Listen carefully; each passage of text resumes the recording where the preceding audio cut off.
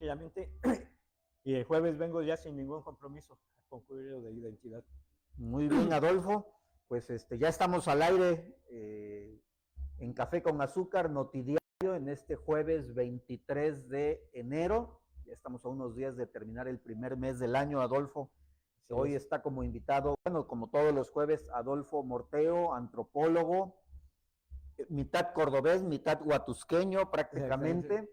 Y bueno, pues hoy nos viene a platicar, bueno, vamos a platicar a concluir el tema que iniciamos la semana pasada sobre economía y arquitectura, cómo están ligadas ambas, ambas disciplinas y ambas actividades en esta ciudad de Córdoba a propósito de, bueno, pues de la arquitectura, cómo se ha ido perdiendo en esta ciudad de Córdoba y por supuesto, pues las noticias de la jornada. Vamos a platicar sobre las obras municipales y también un poquito sobre el tema electoral.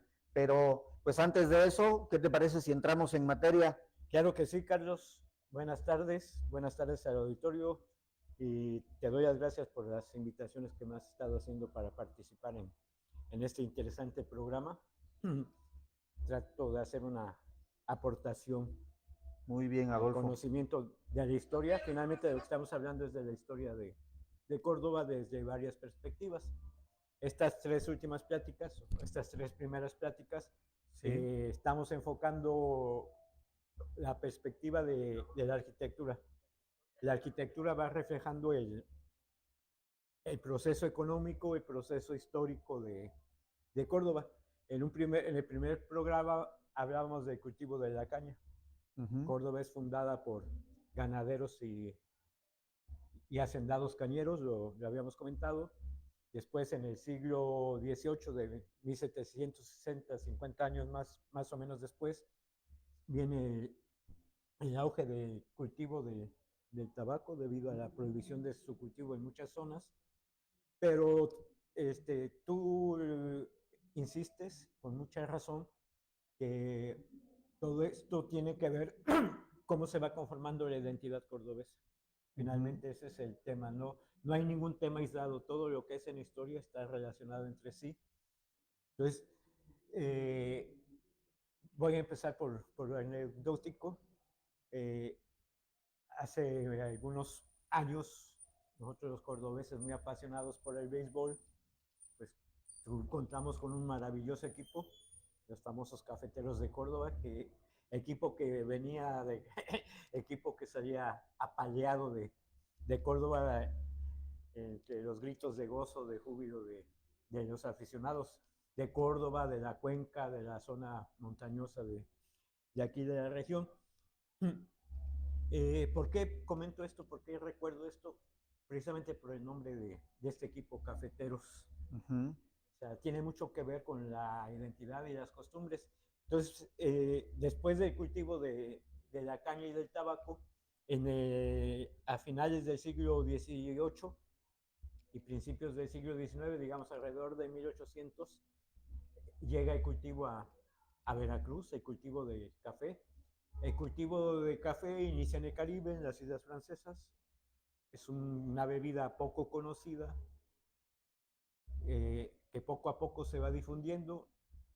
Cuando las islas del Caribe, por ejemplo las de Santo Domingo, las colonias francesas se empiezan a independizar, muchos colonos que practican no solo el cultivo del tabaco y de la caña y del algodón, sino del café, vienen a Veracruz porque hay un clima muy parecido, un clima que requiere café para dar un buen producto como sobre todo en las partes altas. sobre todo en las partes altas, el famoso café de altura. Yo no soy un experto en el café, pero vivo en una región cafetalera y algo sé. Efectivamente, entre más alto, más apreciado es el sabor del café. Entonces llega el cultivo, o es introducido el cultivo del café en la región, pero está coincidiendo con el inicio de la modernidad y de la industrialización en Europa. Ok. Muchos campesinos que se están empobreciendo en Europa por esas fechas, 1800 y antes, están emigrando a las ciudades en busca de trabajo. Se van a las ciudades porque están empezando a aparecer o desarrollarse fábricas de hilados y tejidos, empiezan a aparecer también ese tipo de fábricas en México, industria metalúrgica, se están desarrollando, están apareciendo nuevos inventos, la fotografía, bueno, la imprenta ya, pero se perfecciona, empieza a aparecer también la educación pública con, con la modernización. Entonces, la mayor parte de la población de Europa y de Estados Unidos, que también se está desarrollando, se está volviendo una población urbana. La mayoría de esta población de obreros está trabajando en condiciones inhumanas, jornadas, trabajan niños, mujeres sin ningún derecho, por eso aparece la doctrina del socialismo en un primer momento para señalar los males que están pasando los países europeos con su población obrera, la explotación, la miseria, los vicios. Sobre todo porque se empieza a acentuar precisamente con la industrialización. O sea, no es que no hubiera pobreza antes o carencias en muchos sentidos, sino porque se agudiza. Se agudiza. O sea, son, como tú dices, explotación de artesanos que tienen su propio taller en su casa, de repente se ven desplazados por las máquinas y se tienen que volver o se convierten de artesanos que trabajan para sí mismos, se convierten en empleados de fábricas y trabajan 10, 12 horas diarias o más, ¿no? 15, 18 horas. Efectivamente. Son, por ejemplo, tú diste un ejemplo, el artesano que fabrica zapatos ya no puede competir contra el industrial que está produciendo zapatos en serie. El carpintero, el alfarero, el hojalatero. ¿Por qué? Porque la industria se está desarrollando, está produciendo más a menor costo, muchas veces a menor costo debido a que no se le retribuye debidamente el salario, pues no se paga el salario al trabajador. Pero también surge con este tipo de trabajo, con este tipo de explotación, surge la necesidad de una educación pública, que si quieres lo vemos después, la interesante historia de la educación en otro programa, pero también surge la necesidad de que los trabajadores no se duerman en las fábricas, de que sean estimulados, de que sean capaces de resistir el cansancio y el hambre. Entonces, empieza a haber demanda de café. O sea, la industrialización obliga a los trabajadores y a todas las personas a consumir el café. ¿Por qué? Porque es un estimulante que quita el sueño, quita el hambre. Y vamos, yo no soy aficionado, pero tengo entendido, creo, que genera euforia. Hay cierta euforia cuando se consume. Sí, es un estimulante. Es un estimulante. Entonces, eso hace que se empiece a demandar café. Café, como decías, por el clima en Europa no se puede producir. Entonces, uno de los primeros países productores de café que puede producir en gran escala es México. Sobre todo, por ejemplo, en las costas de Veracruz. Después se extiende el cultivo a Oaxaca, a Chiapas, pero parte de Puebla, pero empieza en Veracruz. Y hay una gran demanda de este producto. Las primeras fortunas de Córdoba se hacen, bueno, del siglo, es una nueva casta, vamos a decirlo así. Es una nueva casta, ya no son los hacendados cañeros, esclavistas, ya no son los tabacaleros, ahora también son los cafeticultores, los cafetaleros, que van más allá. O sea, extienden el cultivo de café a Zongolica también, a la zona de Huatusco, Coatepec, Jalapa, y se crea un circuito de producción, un circuito mercantil. Como la demanda es más europea que local, más norteamericana que local, para el caso que nos conviene mencionar, que es la identidad cordobesa y la arquitectura, pues casas comerciales de Europa empiezan a mandar representantes o agentes comerciales o brokers, como se les llamaba, para que ellos directamente compren el café y lo envíen a Europa. Entonces empieza a llegar otro tipo de migración a Córdoba. A Córdoba, si llegaba, hasta ese momento la migración fue muy escasa. Dijimos, la población de Córdoba no aumentó, o aumentó muy poco. El español que llegaba era un español de origen campesino, pobre, que con escasa cultura, pero que aquí ya llegaba a ser fortuna, y debido a sus orígenes campesinos, pues no tiene un gusto refinado en la arquitectura, por la vida, y eso se reflejó en la arquitectura que fueron construyendo. La mayor parte de esas casas eran del famoso tipo andaluz, ¿no? O sea, casa de tejas, de portón y ventanas, o acaso sin ventanas, ¿no? No varias puertas para el almacén, bodega y habitación. Okay. Las crónicas de la época, los historiadores de las épocas nos hablan de casas muy sencillas, con poco mobiliario. Por ejemplo, Aguirre Beltrán habla del inventario de algunos fallecidos que dejan muy acaudalados, pero que dejan poco mobiliario, ¿no? La mayor parte de su riqueza material es algunos vestidos, 2, 3 muebles, bestias de trabajo, o sea, caballos, mulas, mercancía, pero no hay más. Y muchas veces también motivado por los vaivenes políticos que desencadenaban en saqueos. Y más en conservarlo en oro, ¿no? Por ejemplo. Y enterrado. Sí. Y además no había que comprar. Y recordemos que estamos hablando del siglo XIX, 1800 a 1900. En ese entonces la iglesia tenía mucho poder, muchas propiedades. Entonces, aunque las personas se enriquecieran, no podían comprar nada.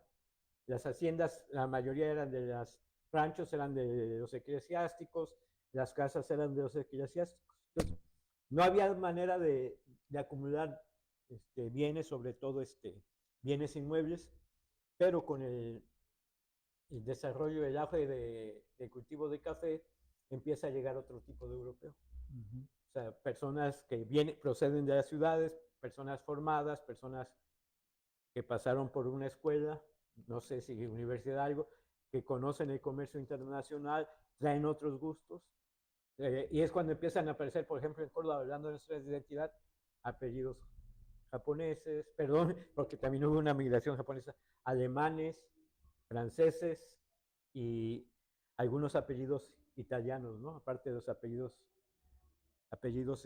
españoles. Y ellos ya traen otros gustos, y entonces vemos un cambio muy radical en la arquitectura. De manera oculta, aquí en Córdoba todavía se alcanzan a ver, tú que has vivido más tiempo acá que yo y eres más del centro, recordarás esas casas de teja con zaguán, que ya me imagino que ya nadie conoce esa palabra. Zaguán, ventanas enrejadas, como las tenemos aquí enfrente, ¿no? Las tienes aquí enfrente. Era una arquitectura típica, básicamente, ¿no? De caribeña, vamos a decirlo así. Pero ya más opulenta, ya más pensada en adecuar la arquitectura al clima, que las casas fueran a la vez más frescas, más ventiladas, así es, pero más confortables, pero también con espacio para bodegas, para el comercio, porque ahora se almacena tabaco y se almacena café para su exportación. Entonces se fortalece. Entonces, en ese momento es cuando Córdoba se empieza a desarrollar ya económicamente. Si el tabaco le dio un impulso, con el café viene un impulso más poderoso, porque ya es un comercio internacional. Y lo vemos en la arquitectura ya más rebuscada. A finales del siglo XIX, en el Porfiriato, empieza a aparecer esa arquitectura francesa muy bonita, el Art Nouveau, el Art Deco. Todavía hasta 1920, 1930 vemos ese estilo aquí en Córdoba, que embelleció mucho la ciudad, que afortunadamente es la arquitectura que se conserva. Pero hace unos minutos se comentaba, debes haber observado que todavía permanecen, existen, se conservan casas con el zaguán. Está saliéndote un poquito de cuadro, mira. Sí, de casas con zaguán, con corredor, con un patio, con un traspatio, con mosaicos, recubiertos con mosaicos. Me imagino yo que para que las casas sean más frescas. Hay una película cordobesa que yo creo que ya se olvidó, las de haber visto, la de Desesperado Amor Desesperado. De Emilio Carballido. De Emilio Carballido. Basada en una obra de Emilio Carballido. Y está filmada en algunas casas que tienen esa arquitectura. Ahora sí, muy propia de aquí de Córdoba. Incluso, si me permites agregar, Adolfo, se empieza a ver un cambio notable y diferente más moderno con respecto a Orizaba. Casas como por ejemplo la que todavía se conserva aquí en la avenida 11 y calle 13, la casa de la Calatayud, por ejemplo, es un tipo de arquitectura que no vemos, por ejemplo, en Orizaba. No, no. La casa Penagos, avenida 1 frente a Superahorros. Un palacio. Es otra casa, muy similar, por cierto, a la de Calatayud, pero también que no encontramos, realmente no encontramos en lo que es la ciudad de Orizaba. Y podríamos seguir enumerando muchos edificios de ese estilo, y lo vemos aún hoy mismo. En Orizaba predomina una arquitectura que efectivamente se ha conservado más que en Córdoba, pero que remonta más a la época colonial todavía. Más andaluza. Más casas de una sola planta, como tú decías, con techo de teja, baldosa, grandes ventanales, y aquí en cambio ya se empiezan a apreciar pues prácticamente residencias que le tiran a palacio prácticamente. ¿Por qué? Porque los orizabeños vivían del comercio, de la ruta comercial, y en ese momento, en ese siglo XIX, Córdoba empieza a experimentar un auge económico debido al tabaco y al café, pero pues tu programa lo dice todo, ¿no? Sí. Café con azúcar.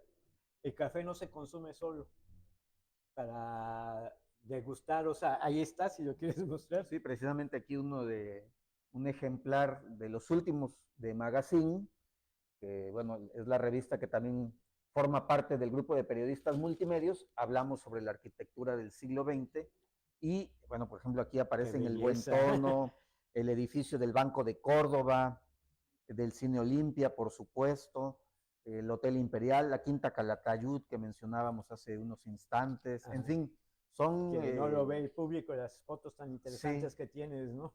Sí, por ejemplo, bueno, aquí están ajá, algunas de las fotografías que aparecen. Esta es arquitectura del siglo XX y bueno, por ejemplo, este es un estudio que hizo una arquitecta, Nairobi, ahorita les voy a decir el nombre, que precisamente rescata Nairobi Soledad Díaz Ordaz. Esa arquitectura es posible debido a la riqueza que trae el café, pero como mencionamos, para degustar, saborear el café se necesita el azúcar. Así es.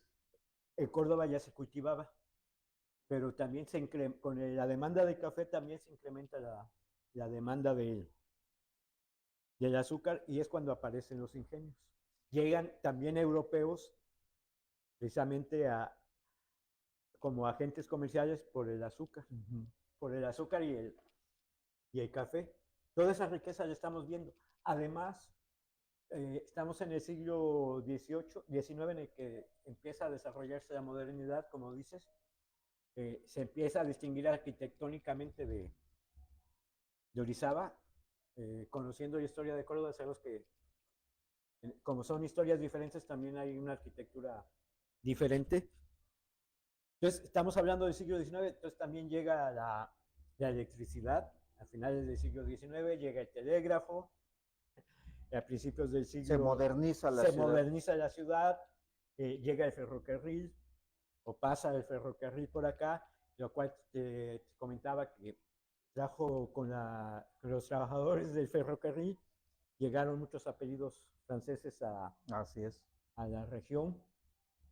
Aparte de los italianos, porque una parte importante de la inmigración italiana aquí a Veracruz y particularmente a Córdoba es para la construcción del ferrocarril que va hacia el sureste, que tuvo diferentes nombres a lo largo de la historia, el ferrocarril del Istmo, y que de manera particular hay un pasaje de la historia donde los traen desde Italia, los traen engañados, como todavía sucede hoy en día, en pleno sí, siglo XXI, y resulta que no encuentran las condiciones que les habían prometido, y los llevan a Mozzorongo, a la hacienda de Mozzorongo, para continuar con la construcción del ferrocarril, y bueno, pues ahí el clima los mata, renuncian, hacen la denuncia pública, buscan la ayuda de su embajada, de su consulado en Veracruz, de su embajada en la Ciudad de México, y entonces empiezan a venirse hacia Córdoba y hacia Orizaba, escapando del clima malsano. Y de la esclavitud disfrazada. porque al venir Así engañados, a venir de otro país pobre, remoto, pues no tenían a quién recurrir. Creo que ni había cónsul italiano, no sé, no recuerdo. Sí, sí, lo había. Sí lo había. En Veracruz. En Veracruz. No hay que confundir esta migración que mencionas con la que llega a Huatusco. Claro, llega por las mismas fechas. ¿Por qué se está construyendo el ferrocarril? Precisamente porque allá hay frutas, hay café, hay azúcar, hay tabaco que está demandando Europa. Así es, sí. Vale, el comentario, mucha gente dice, es que Porfirio Díaz sí gobernó bien, construyó ferrocarriles, sí, pero lo construyó para la extracción de la riqueza, porque ni siquiera se pagaba al precio, ¿no?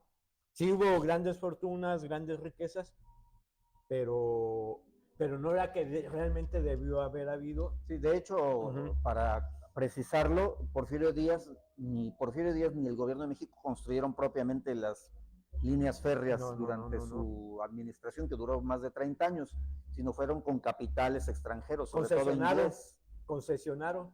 Así es. O sea, les daban el usufructo de transporte, les daban derecho de vía. Muchas vías se construyeron sobre campos petroleros, ¿no? Para que las compañías tuvieran derecho a los recursos del subsuelo. Volviendo al tema, entonces, aumenta la migración europea.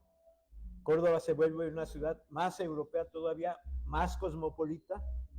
Se crea esa tradición que tú mencionas en tus artículos, en tus revistas, de que Córdoba es una ciudad de migrantes, una ciudad cosmopolita. Por ejemplo, lo que mencionábamos hace rato, ¿no? Hasta hubo una pequeña colonia japonesa. Así es, sí. Chinos, coreanos, judíos, libaneses, como nuestro amigo, ¿no? Así es. Nuestro amigo Elías. Elías es el apellido, ¿no? Sí. Cobian. José Miguel Cobian, le mandamos saludos. Saludos al contador. Entonces, para sintetizar, el siglo XVIII es el siglo que marca definitivamente la arquitectura cordobesa, porque es la que en gran parte va a sobrevivir, como tú lo has mencionado, lo señalas en tus reportajes y en tus fotografías, en los artículos. Córdoba pierde ese aspecto pueblerino, que todavía en alguna medida se observa en el centro de Orizaba. Sí. Córdoba entra en la modernidad. Más cosmopolita. Incluso. Más cosmopolita. Los ingenios y los beneficios de café requieren también aquí trabajadores. Aparece una clase asalariada, ya no hay solo peones. Ahora hay obreros que se organizan. Por ejemplo, ya corresponde al siglo XX, pero por ejemplo, aquí en Córdoba fue muy famosa la Negra Moya. Así es. Que fue una lideresa de las despulpadoras, de las desmanchadoras de café. De café, muy famosa. Su hijo también muy famoso por su amistad con José José. La tradición popular dice que lo dio a conocer, ¿no? Así es. Entonces, para concluir, Carlos, aquí es donde con el desarrollo económico, con la aparición, como dices, de una nueva burguesía y un nuevo tipo de cordobés, el trabajador asalariado, pues se desarrolla el comercio, empiezan a llegar más migrantes, sobre todo españoles, que se van a dedicar al comercio. ¿Qué pasa con los migrantes italianos? Que tú dices que llegan que son llevados a Mozzorongo, se escapan y finalmente muchos se asientan acá. Todavía hay apellidos. Claro, muchos. Ya si a esas familias de italianos de Córdoba, si les preguntas que se consideran italianos, ellos se consideran más cordobeses. Sí, por supuesto. Que italianos, a diferencia de los italianos que llegaron a la zona de Huatusco. Entonces, si hacemos un recorrido por el centro de Córdoba, vamos a mirar básicamente arquitectura del siglo XIX y arquitectura del Porfiriato, básicamente. Sí, correcto. Mencionaste que el siglo XIX fue un siglo de guerras civiles. Efectivamente, todo el periodo de Santana y generales de Santana fue un periodo de guerras. Después viene la guerra de Reforma con Juárez, después viene la invasión francesa, la invasión norteamericana, la intervención francesa con Maximiliano. Guerras constantes, pero que no frenaron el desarrollo económico de Córdoba. ¿Qué salvó a Córdoba de todo esto? que al igual que Orizaba, Puebla y Veracruz, está sobre la ruta comercial. Eso lo salvó mucho. O sea, el siglo XIX fue un periodo de bandidaje. Hay muchas novelas que hablan sobre el bandidaje en el siglo XIX, los bandidos de Río, los plateados en Morelos. Aquí no hubo, pero en zonas remotas, ¿no? En la sierra. Entonces, por el momento es hasta donde podemos llegar. Muy bien. ¿Te parece, Adolfo, que platiquemos la semana que viene sobre identidad cordobesa? Ya lo abordamos, ya lo abordaste un poquito ahorita. Sí. ¿Te parece que empecemos a platicar sobre este tema la Claro semana que viene? Sí, Carlos, con mucho gusto. Hago el compromiso solemne, firme de estar aquí con tu auditorio. Bueno, pues muchas gracias. Yo sé que te tienes que ir. Sí. Te agradezco y ahorita vamos a continuar con las noticias de la jornada porque hay noticias importantes. Gracias, Adolfo. Buenas noches. Y bueno, el clima frío continuará de acuerdo con los pronósticos meteorológicos. Ayer les platicaba que incluso ya está pronosticado para el día de mañana, viernes, pues lo que es la entrada del frente frío número 25, por lo que, bueno, pues las nieblas, lloviznas, lluvias, heladas en las partes altas y sobre todo viento del norte está previsto que ingrese al puerto de Veracruz, por lo que la recomendación de las autoridades es que usted bien abrigado y por supuesto, bueno, pues proteger a las personas más vulnerables. Y en información local, hablando del socavón del Boulevard Tratados de Córdoba, autoridades municipales dieron a conocer que prácticamente está lista lo que es la obra propiamente dicho, la obra técnica, es decir, la colocación del tubo que colapsó y que bueno, está siendo repuesto.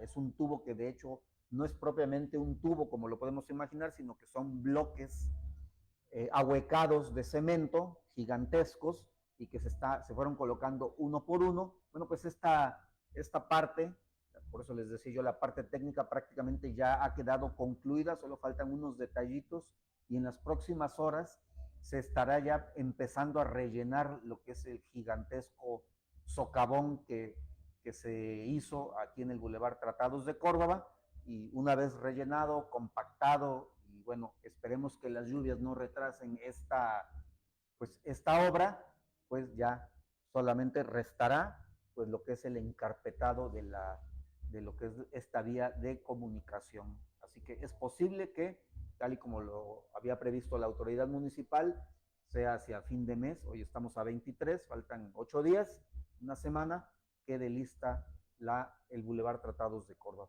Y también en la avenida 4 y calle 4, en lo que antiguamente llamaban la calle del zigzag, pues continúa avanzando la construcción del puente, porque prácticamente es un puente nuevo lo que se construye ahí en el barrio de Las Pitallitas, y de acuerdo también con el director de obra pública, ya se lleva un avance del 45%. Todos los detalles de estas 3 informaciones que les he compartido ya las pueden buscar en nuestro sitio web periodistasmultimedios.com.mx.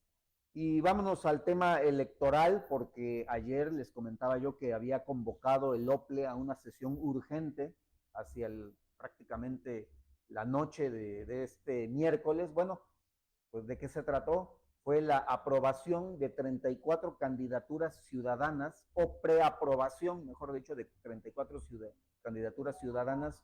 Una de ellas fue rechazada, y de estas 34, 11 cumplieron con todos los requisitos y 23 aún están condicionadas a entregar la documentación completa. No se dieron a conocer todavía los nombres o las personas que fueron aprobadas en su totalidad, y las que están condicionadas todavía a entregar su documentación. Pero ¿por qué? Bueno, pues porque les tienen primero que avisar a ellos de manera personal, y ya posteriormente se podrá conocer quiénes finalmente podrán ser candidatos independientes a algunas de las 212 presidencias municipales que están en disputa en las elecciones de junio próximo.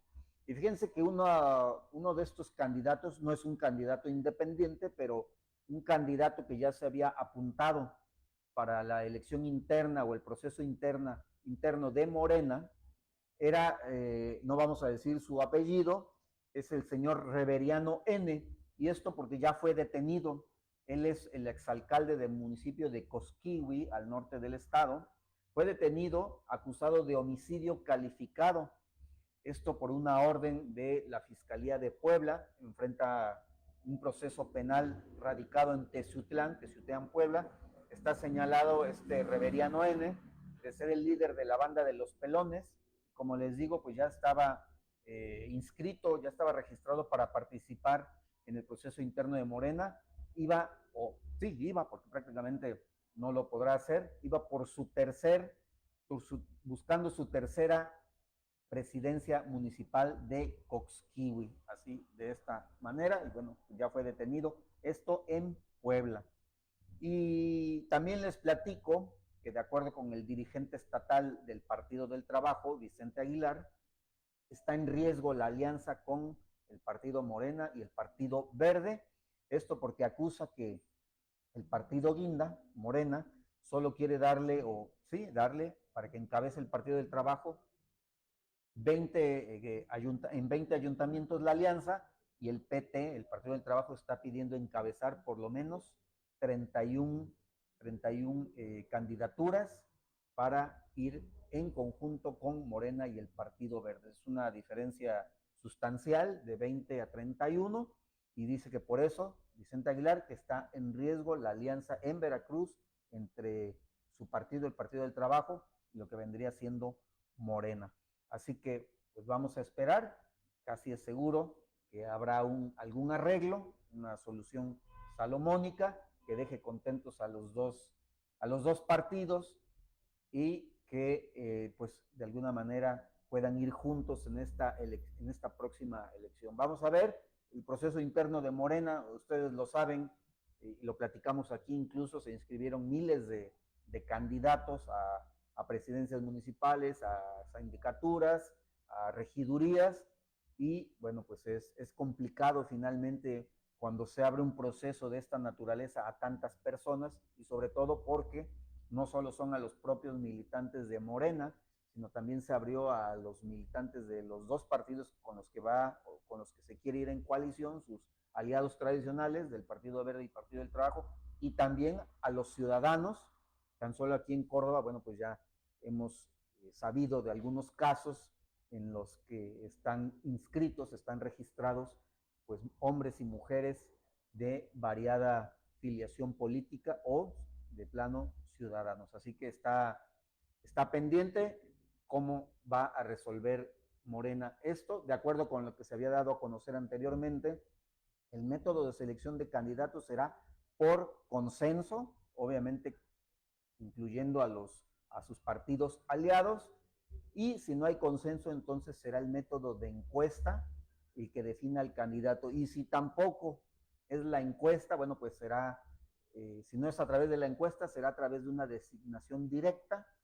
En esto, en teoría, será el Comité Ejecutivo Nacional el que designe quién será el candidato, no será el Comité Ejecutivo Estatal, será el nacional el que designe el candidato en cada uno de los municipios donde no se haya logrado ni el consenso ni tampoco la encuesta haya servido para elegir al candidato. Vamos a esperar qué es lo que finalmente se resuelve, pero de lo que se está hablando en estos momentos es de que hay pues diferencias entre Morena y el Partido Verde, y entre Morena y el Partido del Trabajo. Hace 3 días comentábamos aquí en este mismo espacio cómo Esteban Cepeta, el líder de Morena en el estado, el dirigente, bueno, pues pretendió dar un albazo al dar a conocer que ya había un arreglo con los dos partidos aliados, y esto fue de inmediato, esa misma noche lo desmintió la dirigencia del Partido Verde a nivel nacional, y posteriormente, al otro día muy temprano, también el Partido del Trabajo a nivel estatal, diciendo que no había una cifra definitiva sobre cuántas candidaturas van a encabezar cada partido, y mucho menos en qué municipios. Y precisamente uno de los municipios donde está disputando sobre todo el Partido Verde, esto lo hemos podido conocer a través de diferentes fuentes que tenemos aquí en Periodistas Multimedios, el Partido Verde está luchando de manera seria porque se le dé a este partido la candidatura, que puede elegir a su candidato o candidata, para que el municipio de Córdoba, bueno, pues esté encabezado por un militante del Partido Verde, pero obviamente pues los primeros que se han opuesto son los morenistas de base, como ellos se hacen llamar, y los morenistas que tampoco son de base, pero que reclaman los derechos del partido de Morena en este municipio. Córdoba pues prácticamente es el cuarto municipio más poblado en el estado de Veracruz, después de Veracruz, precisamente del puerto, de Jalapa, de Coatzacoalcos, y bueno, pues no solo es el cuarto en población, sino también es uno de los más importantes en cuanto a presupuesto y en cuanto a poder económico que tiene este municipio, y por lo tanto es un municipio que está, nadie lo quiere soltar, todos lo quieren tener, pero bueno, pues esto es lo que precisamente se está manejando en estos días. Está trascendiendo que hay fuertes jaloneos entre Morena, el Partido Verde, para quedarse con pues con la candidatura para este municipio. Hay también otras versiones que señalan, incluso al interior del mismo partido Morena, que bueno, pues ya hay una designación para quién será el candidato y que será no necesariamente un militante de Morena, ni tampoco un militante del Partido Verde, sino que podría ser una persona de la sociedad civil. Se habla de un empresario, de una empresaria que podría encabezar esta coalición y con esto dejar pues fuera de la jugada a los militantes de estos partidos. Esto ante, bueno, la posibilidad de que no sea bien recibido el candidato o la candidata que proponga el partido Morena para para Córdoba finalmente. Entonces está muy interesante el ambiente electoral esta semana. Bueno, hoy es jueves, aún nos faltan varios días, pero en lo que han estos 4 días y parte de la semana pasada se ha desatado una guerra intensa en redes sociales y también una guerra sucia contra varios candidatos y varias candidatas que estarían buscando presuntamente la candidatura, y bueno, estos grupos, los grupos antagónicos, estarían iniciando pues una guerra, les digo, intensa, una guerra sucia, a todo lo que da. Ustedes lo pueden ver en redes sociales, precisamente para derrocar o desbancar a quienes consideran sus enemigos como el más fuerte potencial para ser designado candidato. Pero ojo, les decía yo hace unos instantes, se rumora con mucha insistencia y con mucha fuerza que no sería precisamente el candidato o la candidata no sería uno de los nombres que se han estado mencionando en los últimos días, en las últimas semanas, sino que sería un tapado, como le decían antes, o una tapada, la que encabezaría la candidatura en la ciudad de Córdoba por parte de estos 3 partidos de Morena, Partido Verde y Partido del Trabajo. Pero esto, pues vamos a ir viendo en el transcurso de estos días cómo se van acomodando las cosas, cómo se va acomodando el rompecabezas en torno, les digo, a esta ciudad de Córdoba, porque, bueno, pues está fuerte la grilla en ese sentido. En otro lugar donde también hay una guerra intensa e interna es en Veracruz Puerto.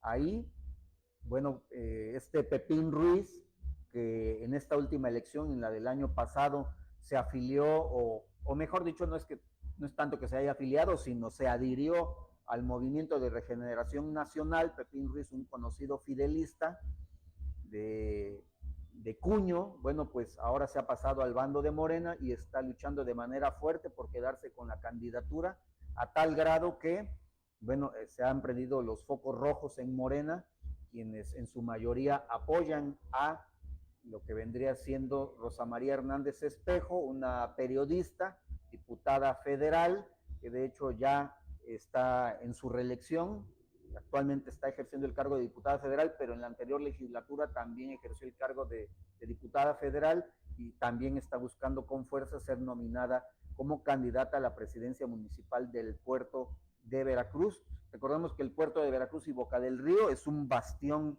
del panismo y particularmente del panismo yunista, de Miguel Ángel Yunes Linares y de sus hijos Fernando y Miguel Ángel, y que ahora con el reacomodo de estos personajes, de estas tres personas en Morena, bueno, pues hay incertidumbre. Y de hecho, precisamente una conocida yunista como lo es Marijose Gamboa Torales, recordarán ustedes que desde hace muchos años fue arropada por Miguel Ángel Yunes, es diputada local, es diputada federal, perdón, y ha sido también diputada local, y hace algunos años, durante el duartismo, fue encarcelada por haber, en un homicidio imprudencial, haber atropellado a un hombre, lo mató, se le mantuvo presa durante varios meses, pasó incluso del año,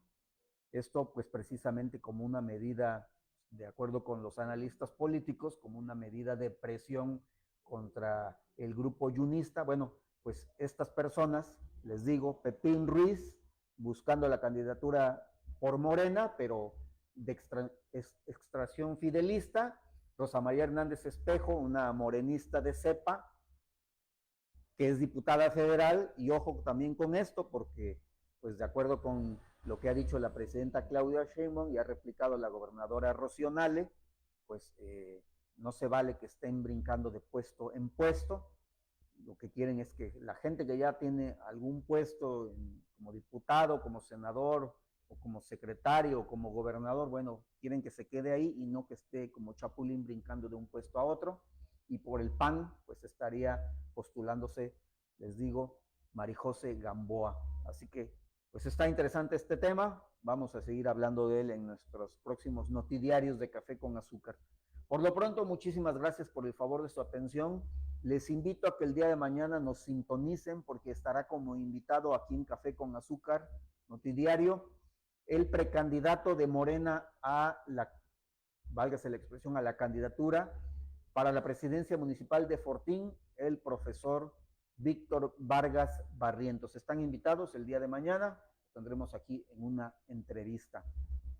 Por el favor de su atención, muchas gracias y los invitamos a que estén pendientes de las actualizaciones noticiosas de Periodistas Multimedios en nuestra página web periodistasmultimedios.com.mx, en nuestras redes sociales Facebook y Twitter, y por supuesto en nuestro canal y nuestros grupos en WhatsApp. Que pasen muy buenas noches.